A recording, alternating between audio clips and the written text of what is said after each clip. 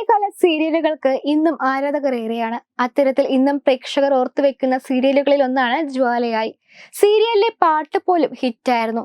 മുകുന്ദനും സംഗീത മോഹനും പ്രധാന വേഷത്തിലെത്തിയ ജ്വാലയായി ദൂരദർശനിലായിരുന്നു സംപ്രേഷണം ചെയ്തിരുന്നത്. മെഗാ ഹിറ്റായിരുന്നു ഈ സീരിയൽ. ജ്വാലയായി സീരിയലിന്റെ രണ്ടാം ഭാഗമായിരുന്നു വീണ്ടും ജ്വാലയായി. ജ്വാലയായി പോലെ തന്നെ വീണ്ടും ജ്വാലയായി സീരിയലും പ്രേക്ഷക മനസ്സ് സ്വന്തമാക്കിയിരുന്നു.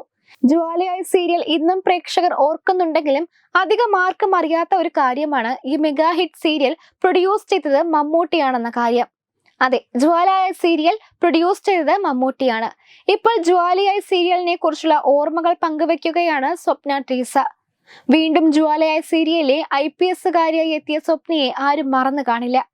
മെഗാ ഹിറ്റായ ജ്വാലയായി സീരിയലിന്റെ രണ്ടാം ഭാഗത്തിൽ അഭിനയിക്കാൻ കഴിഞ്ഞത് അനുഗ്രഹമായി കാണുന്നുവെന്നും ഇപ്പോഴും തന്നെ ആൾക്കാർ തിരിച്ചറിയുന്ന സെലീന IPS എന്ന കഥാപാത്രത്തിലൂടെയാണെന്നും സ്വപ്ന പറഞ്ഞു.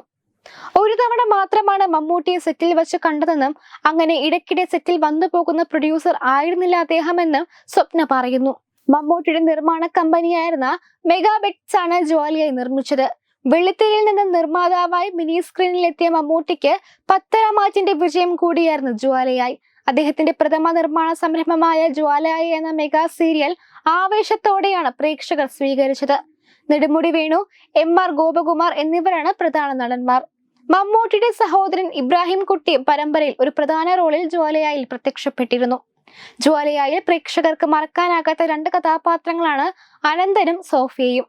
ആദ്യമായി ഇരുവരും പ്രണയിച്ചെങ്കിലും അവർക്ക് ഒന്നാകാനായില്ല.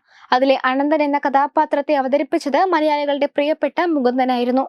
അനന്തനെ പോലെ തന്നെ പ്രേക്ഷകർ ആരാധിച്ച ഒരു കഥാപാത്രമായിരുന്നു സോഫിയ. സോഫിയയെ അവതരിപ്പിച്ചത് സംഗീത മോഹനായിരുന്നു.